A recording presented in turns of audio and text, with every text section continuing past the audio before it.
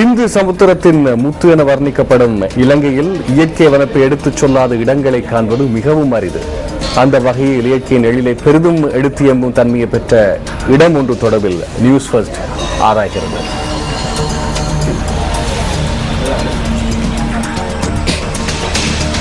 உலகளவில் பிரசித்தி பெற்ற சிங்கராஜ வனாந்தரத்தின் உள்ளே அமைந்துள்ள கிராமமே சிங்கராஜ தோட்டமாகும்.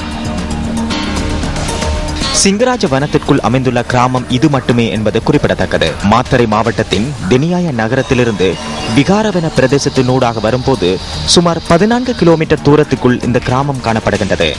இந்த தோட்டம் சுமார் 75 ஏக்கர் நிலப்பரப்பில் அமைந்துள்ளது.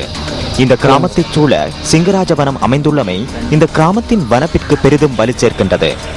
இங்கு வாழும் மக்களின் பிரதான ஜீவனோபாயமாக தேயிலை தொழில் காணப்படுகின்றது. இங்கு மொத்தம் 30 குடும்பங்கள் வாழ்கின்றன.